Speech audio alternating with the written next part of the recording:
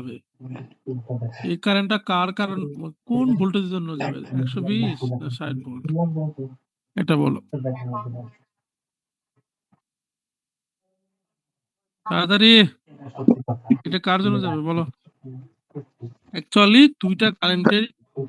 তোমার দুইটা ভোল্টেজেরই অবদান থাকবে। তো কিছু কারেন্ট যাবে 120 ভোল্টের জন্য, আর কিছু কারেন্ট যাবে হচ্ছে 60 ভোল্টের জন্য। এই দুইটা কারেন্টের যোগফলই হচ্ছে আই। বুঝতেছো কিনা? 120 ভোল্টের জন্য মনে করো কারেন্ট গুলো এর ভিতরে I1, 60 ভোল্টের জন্য কারেন্ট গেল I2, তাহলে মোট কারেন্ট হবে I1 প্লাস I2। দেখো, find I using superposition theorem, এটা হচ্ছে পরীক্ষায় তোমার এই সার্কিটটা দিয়ে দিব, দিয়ে এটা বলবো যে find I using superposition theorem. পরীক্ষা এটা আসবে। তোমরা কবে শুক্রবারে কখন পরীক্ষা দিবা? 5 তারিখে কয়টায়? স্যার 2টা থেকে 4টা আমাদের 16টা ফাঁকা আছে স্যার, ওই সময় কি আপনি ফ্রি আছেন? 2টা থেকে 5টা? 4টা স্যার, 2টা থেকে 4টা। তো তোমাদের কি ক্লাস নাই নাকি? বিষয়টা কি? আর এই সময় আমাদের কেমিস্ট্রি ল্যাব এক্সাম ছিল, ক্লাস ছিল স্যার, ওটা তো পরীক্ষা হয়ে গেছে স্যার, এখন তো ওই স্লটটা ফাঁকা স্যার। ফাঁকা, কিন্তু রুম পাওয়া নিয়ে ঝামেলা হয়ে যাচ্ছে। কোন রুমে যে তোমাদের ক্লাস এমনি নরমালি ক্লাস নাই? না স্যার, 4টা থেকে 6টা, 2টা থেকে 4টা কোনো ক্লাস নাই স্যার। ক্লাস আছে কয়টায়? ক্লাস ক্লাস আমাদের ক্লাস মানে 11টা থিওরি? থেকে 11:30 থেকে শুরু হয় স্যার, আর একটা আবার হচ্ছে স্যার 4টা থেকে শুরু হয় স্যার। কোন স্যারের ক্লাস একটু বলো তো ভাই। স্যার 4টা থেকে স্যার হচ্ছে আমাদের জুকল স্যারের ক্লাস স্যার, কেমিস্ট্রি। 4টা থেকে 6টা? জি স্যার। 2 ঘন্টা? 2 ঘন্টা পড়ায় উনি? উনি 2 ঘন্টা না বললে 2 স্যার ঘন্টাই পড়ায়? মোটামুটি ওইরকমই পড়ায় স্যার। আচ্ছা, বুঝছি। তো তাহলে এক কাজ করো, আমি তোমাদের আধা ঘন্টা টাইম লাগে পরীক্ষাটা তো, তাহলে ক্লাস টাইমেই তোমাদের যখন ক্লাস তখনই পরীক্ষা নেবো।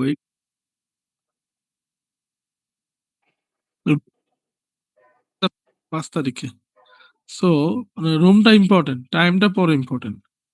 আগে রুমটা পেটো তো। তোমাদের স্যার 1.5 ঘন্টা পড়াইলো, লাস্টের আধা ঘন্টা আমি আর কি নিয়ে নিবো, বুঝছো? আধা ঘন্টায় পরীক্ষাটা নিয়ে নেবো। 1.5 ঘন্টা বেশি কেউ পড়ায় না। সবাই দেখছে 1 ঘন্টা, 1 ঘন্টা 20 মিনিট এরকম পড়ায় আর কি। স্যার বিষয়টা যাই হচ্ছে হোক, আমাদের স্যার ওই 7টা বাজে একটা পরীক্ষা তো সায়েন্স স্যারের স্যার, এই জন্য হচ্ছে আমাদের স্যারের সাথে কথা বলছিলাম যে আমাদের ওই ক্লাসটা 5:30টার মধ্যে শেষ হয়েছে স্যার, আমাদের আবার ফিজিক্স ক্লাস আছে স্যার, ক্লাসটা হচ্ছে আগায় নিছিলাম ম্যামকে বলে স্যার।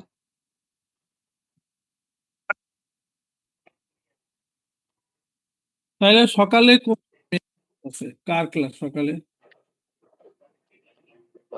সকালে মুনতাই স্যারের ক্লাস। উনি উনি 2 ঘন্টায় পড়ায়? স্যার ওই ক্লাসটা শুরুই হয় দেরি, 12টা থেকে শুরু হয়, 12টা থেকে 1টা পর্যন্ত, 1:30 পর্যন্ত এরকম হয়। স্যার ভার্সিটির কথা বললে স্যার রুম ম্যানেজ হবে না স্যার কোথাও।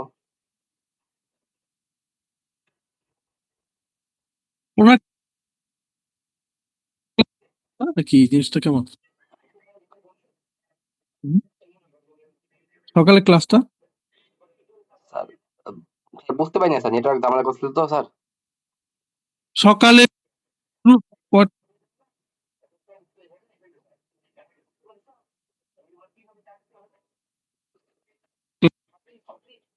মানে শুরু হওয়ার কথা তো 11:30টায়, তাই না?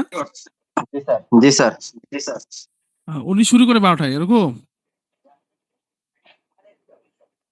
স্যার আমরাই মানে উনি কি 12টায় শুরু করে এরকম? 11:30 আসছে স্যার, আমরা যেতে দেরি হয়েছে। তখন যদি দেরি হয় এরকম কথা? ও, ঢাকা বাইরে থেকে আসি তো অনেকে স্যার, এই জন্য দেরি হয়ে গেছে স্যার, দেরি হয়ে গেছে।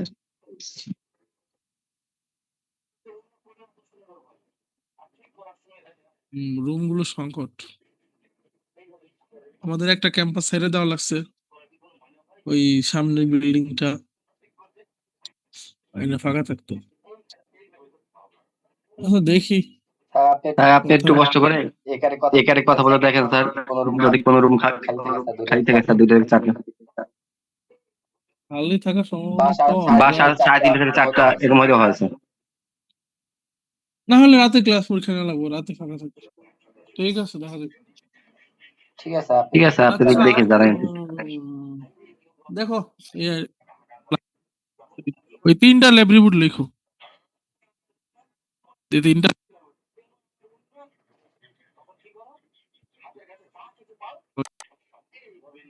খেয়াল করো ভাই। এখানে 2টা ভোল্টেজ সোর্স আছে, তো এটার ভিতরে যে কারেন্টটা যাবে এটা 2টা ভোল্টেজেরই অবদান থাকবে। তো কোশ্চেনে থাকবে এরকম, find I using superposition theorem, এরকম একটা সার্কিট থাকবে। সো অ্যাকচুয়ালি 2টা ভোল্টেজ আছে, একটা করে নিয়ে কাজ করতে হবে। তো ফার্স্টে যেটা করব, 120 ভোল্ট অন করব আর 60 ভোল্টটা অফ করব। তো দেখো, ইউজিং 120 ভোল্ট সোর্স অনলি, আমরা একটা অন অ্যাকচুয়ালি 120 কে অ্যাক্টিভ করছি আর 60 ভোল্টকে আমরা শর্ট করে দিয়েছি। এই অবস্থায় আমরা এটার ভিতরে, এই লাইনের ভিতরে কারেন্ট বের করতে চাই। দেখো এই লাইনে, তো এই লাইনে 120 এর জন্য তোমার কারেন্ট যাবে হলো I1, হলো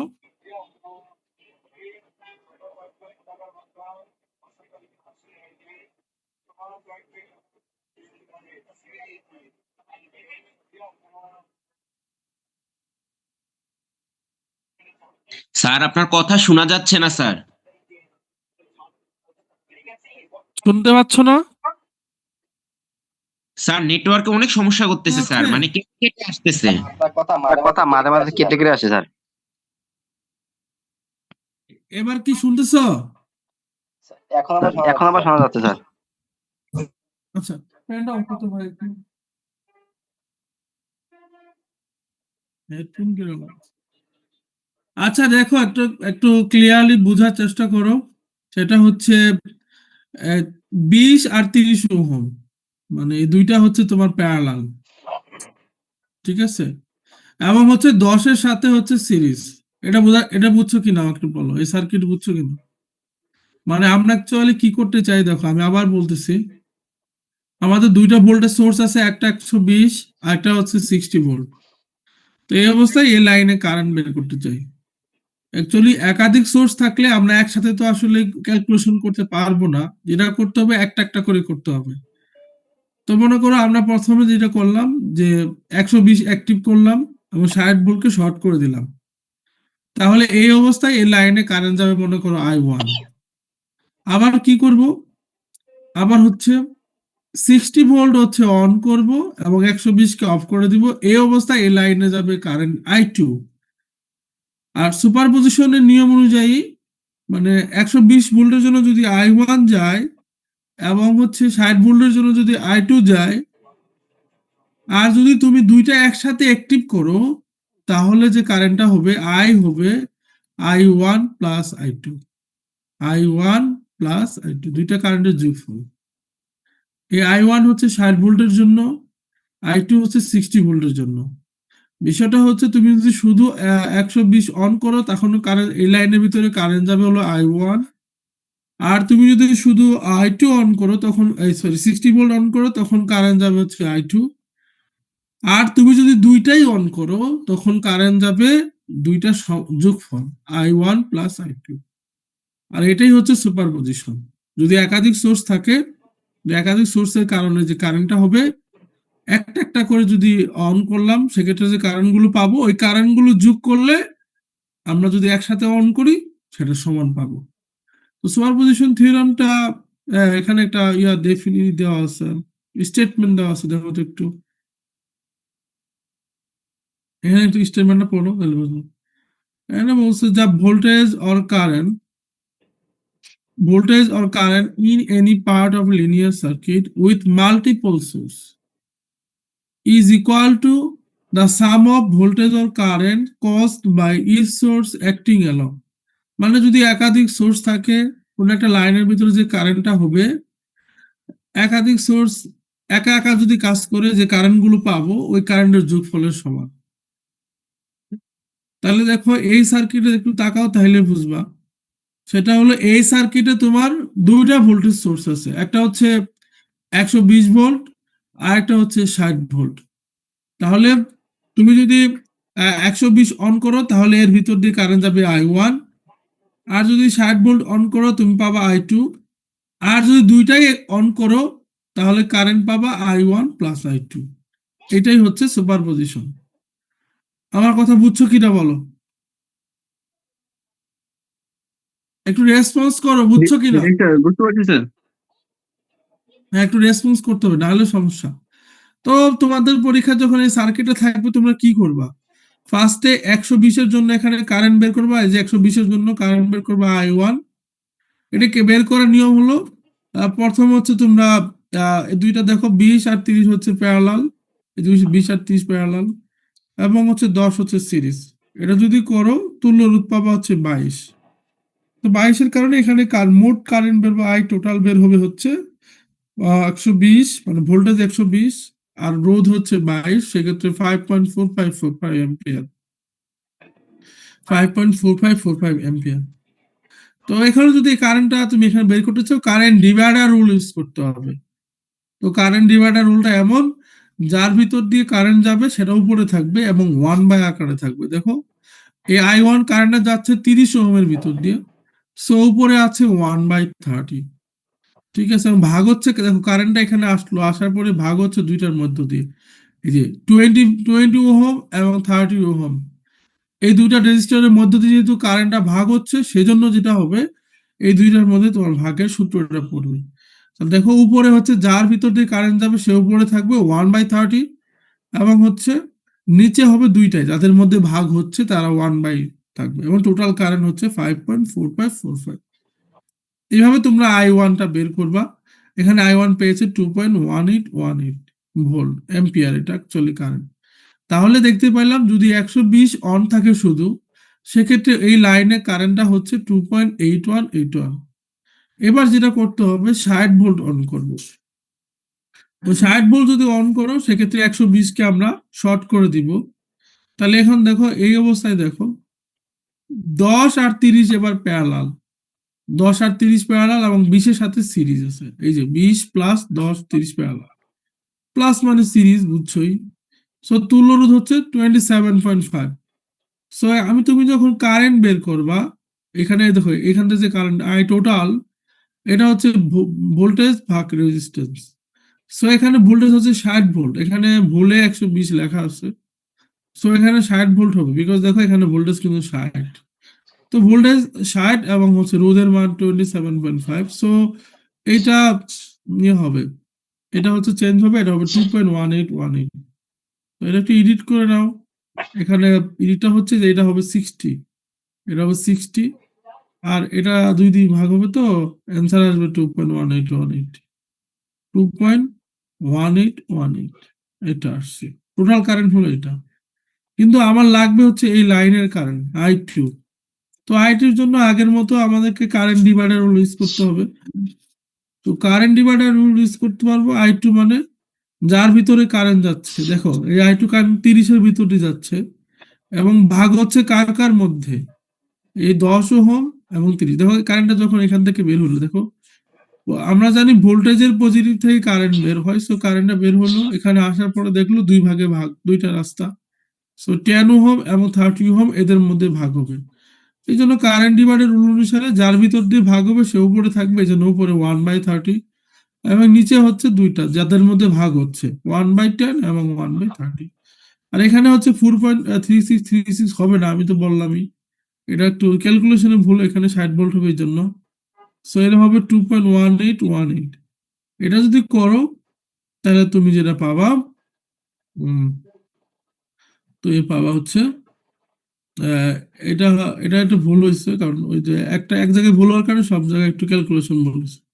এটা হলো 0.5454 পাবো, 0.5454 এম্পিয়ার। সো দেখো আমরা দুটা জিনিস পাইলাম, একটা হচ্ছে 60 ভোল্টের জন্য পেয়েছি আর 120-এর জন্য পেয়েছি। দ্যাট মিনস আমি যদি সাম আপ করি, সাম আপটা হলো এমন যে এই সার্কিটটা এখানে দেখতে পাইলাম যে 120 এর জন্য এখানে যে কারেন্টটা যায় এটা হচ্ছে 2.1818, এই কারেন্টটা যায় 120 ভোল্টের জন্য। এখানে আমরা কারেন্টটা দেখলাম বের করে ক্যালকুলেশন করে 2.1818 অ্যাম্পিয়ার। আবার হচ্ছে তোমার আছে 60 ভোল্টের জন্য যে কারেন্টটা যাচ্ছে সেটা পেলাম হচ্ছে 0.5454। এটা ইন্ডিভিজুয়াল, মানে শুধু 120 অন করলে পাচ্ছি 2.1818, আর শুধু হচ্ছে 60 ভোল্ট অন করলে পাচ্ছি 0.5454। এবার দুইটাই যদি অন করি তাহলে পাবো এই দুইটার যোগফল, তার মানে এই আই কারেন্ট এটা পাবো হচ্ছে 2.1818, 2.1818 এবং হচ্ছে যোগ যোগ হচ্ছে 0.5454, 0.5454। দ্যাট মিনস এটা আসলে আসবে হচ্ছে 2.7272, এরকম আসবে 2.7272। তো এটা হচ্ছে অ্যান্সার। তো পরীক্ষা আসবে যে এর ভিতর দিয়ে কারেন্ট বের করো। তোমরা যেটা করবা ফার্স্টে হচ্ছে 120 অন করবা, সেক্ষেত্রে যে কারেন্টটা পাবা এটা হলো I1। আবার হচ্ছে সেকেন্ডলি 60 ভোল্টকে অন করবা, সেটা পাবা I2। তাহলে তোমার কোশ্চেনে চাইবে এই আই এর মান, তাহলে তুমি দুটো যোগ করলে অ্যান্সার হয়ে যাবে। আচ্ছা, কারো কোনো কনফিউশন বা কোনো কোশ্চেন আছে কিনা, কোনো কোয়েরি আছে কিনা একটু বললে ভালো হয়। না স্যার, এটাতে কোনো ই নাই। আচ্ছা, এটা কিন্তু পরীক্ষা আসবে, সো তোমরা পরীক্ষায় এটা ম্যাথ আসবে তাহলে আচ্ছা শুনো, এবার তোমাদেরকে আমি কিছু সাজেশন দিচ্ছি, একটু কাইন্ডলি তাড়াতাড়ি লিখে নাও, আমি বলে দিচ্ছি তাড়াতাড়ি লিখো। প্রথম কোশ্চেন হতে পারে explains Ohm's law with circuit diagram. তাড়াতাড়ি লিখো, explain Ohm's law with circuit diagram.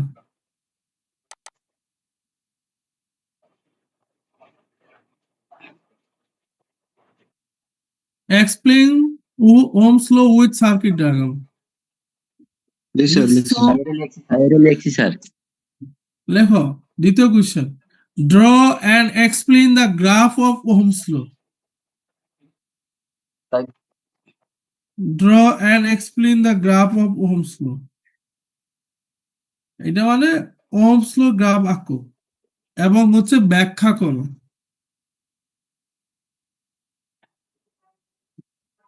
Sir 2 নম্বর কোশ্চেনটা আবার একটু বললে ভালো হতো স্যার।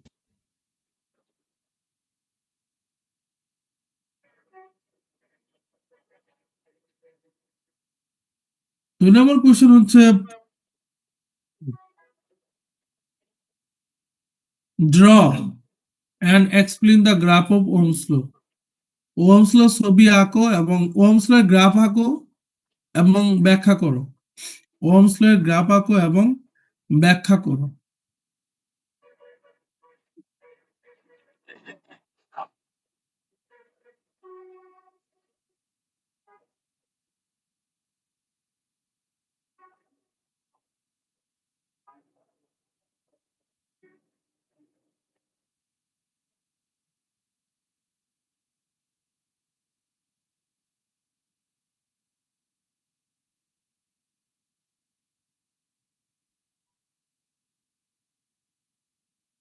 জি স্যার, এই দুটো হয়েছে স্যার। 3 নম্বর কোশ্চেন, সার্কিটে এমিটার এবং ভোল্টমিটার কিভাবে কানেকশন দিতে হয়?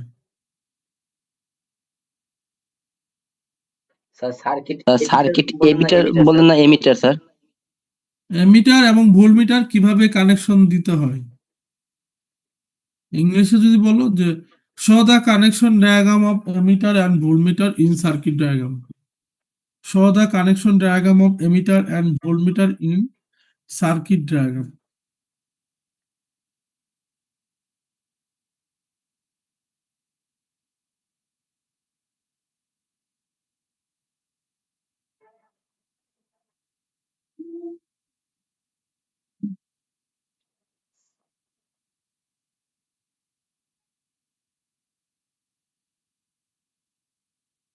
লেখছি sir. Show the connection of emitter and voltmeter in circuit diagram. If we give reverse connection, what will happen? If we এটা give, প্রশ্নের ভিতরে হ্যাঁ, if we give reverse connection, what will happen? মানে emitter voltmeter কিভাবে connection দেওয়া হয় যদি উল্টা দিয়ে ফেলি তাহলে কি হবে? ইফ উই বাংলায় লিখে দাও। অ্যামিটার ভোল্টমিটার কিভাবে কানেকশন দেওয়া হয়? যদি উল্টা কানেকশন দেওয়া হয় তাহলে কি হবে?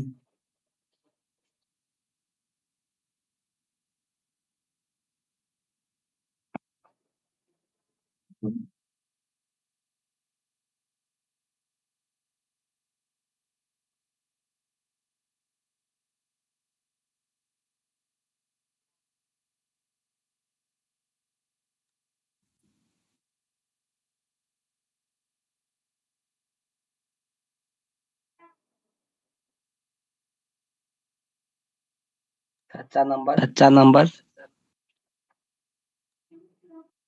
4 নাম্বার হচ্ছে অ্যাকচুয়ালি তুমি তো প্র্যাকটিক্যালি করোই না, আমি আর কি কোশ্চেন করবো, সেটা হলো যে প্র্যাকটিক্যালি যদি ওহমস ল গ্রাফ আঁকো আর হচ্ছে আইডিয়াল বলতে থিওরিটিক্যাল। তো থিওরিটিক্যাল গ্রাফটা হচ্ছে স্ট্রেট লাইন হয়, সরলরেখা হয়, আর প্র্যাকটিক্যালি করলে একটু জিগজ্যাগ, একটু আঁকা বাঁকা লাইন হয়। তো পরীক্ষা আসে যে have you seen any deviation between electrical and between practical এবং হচ্ছে ideal graph of Ohm's law? That means তুমি কি দেখেছো প্র্যাকটিক্যাল গ্রাফ এবং আইডিয়াল গ্রাফের মধ্যে কোনো পার্থক্য আছে? If yes, explain the reason. যদি হ্যাঁ, যদি তুমি বলো না হ্যাঁ আছে পার্থক্য, তাহলে কেন পার্থক্যটা হয়েছে এটা এক্সপ্লেইন করতে হবে। অ্যাকচুয়ালি পার্থক্য থাকে, একটা হচ্ছে তোমার স্ট্রেট লাইন, একটা জিগজ্যাগ, মানে জিগজ্যাগ দ্যাট মিন্স একটু একটু আঁকা বাঁকা হয়। তো একটু আঁকা বাঁকা হয় এই কারণ পার্থক্যটা এই জন্য, কারণটা কি? কারণটা হচ্ছে তোমার টেম্পারেচার কনস্ট্যান্ট থাকে না। আমরা যখন এক্সপেরিমেন্টটা করি আমাদের ওহমস লতে একটা শর্ত ছিল, শর্ত হচ্ছে at constant temperature, that means temperature constant রাখতে হবে, এটা শর্ত। এখন আমরা আসলে এই শর্তটা রাখতে পারি না, দ্যাটস ওয়াই আমাদের মানে আমাদের গ্রাফটা এরকম, মানে আসার কথা ছিল স্ট্রেট লাইনে, দেখো এরকম স্ট্রেট লাইন আসার কথা ছিল, বাস্তবে আসলে এরকম আঁকা বাঁকা আসে। ঠিক আছে, এটা হলো ভোল্টেজ এক্সিস, এটা হচ্ছে তোমার কারেন্ট এক্সিস। সো আমাদের আঁকা বাঁকা গ্রাফটা আছে। সো এটা কারণটা হলো যে টেম্পারেচার আসলে ভেরি হয়ে যায়, আমরা কনস্ট্যান্ট রাখতে পারি না, we can not keep constant temperature or maintain constant temperature. We cannot maintain constant temperature. ঠিক আছে, আর অথবা লিখতে পারো যে circuit temperature very sweet high. ঠিক আছে, এই হলো বিষয়টা হচ্ছে যে আমরা টেম্পারেচারটা করতে পারি। তো কোশ্চেনটা কি? কোশ্চেনটা হচ্ছে have you seen any deviation between practical graph and ideal graph of Ohm's law? লিখো। হ্যাঁ লিখছো, লিখো। স্যার অর্ধেক লিখছি sir. Have you seen Have you seen that any deviation Have you seen any deviation between practical graph and an ideal graph of Ohm's law? Between practical graph and ideal graph of Ohm's law?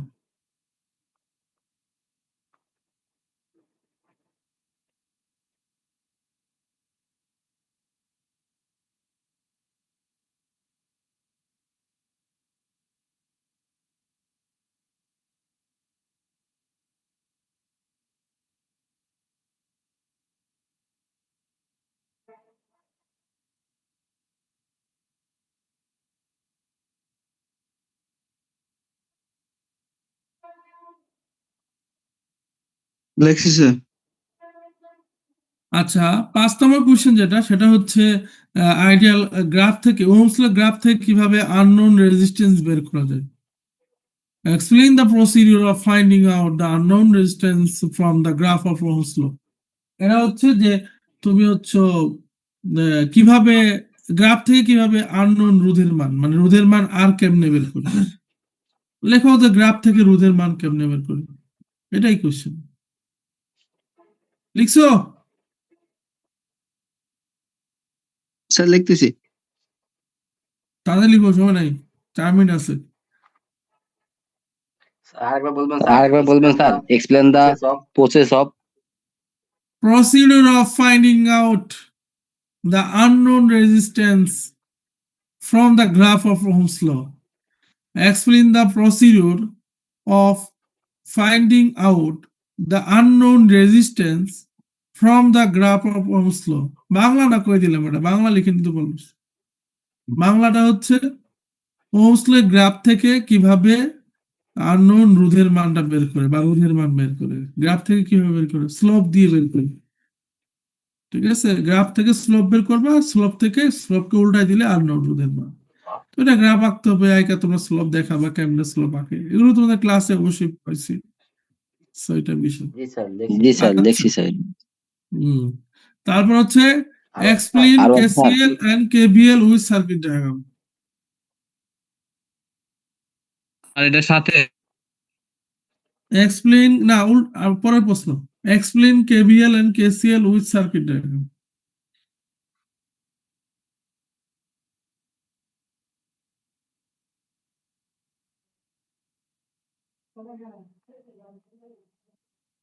Explain KVL and KCL with circuit.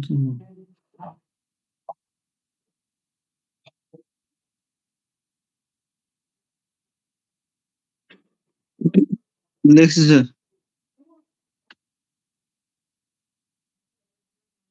তারপর হচ্ছে KCL এর একটা math থাকবে, আর আজকে এখন একটা math পড়ালাম, এই দুইটা ম্যাথ লেখো। KCL থেকে একটা ম্যাথ থাকবে, যারা KCL ভালো বুঝবা ম্যাথটা তারা পারবা, আর যারা KCL বুঝবা না তারা ম্যাথ পারবে না, এই হলো বিষয়।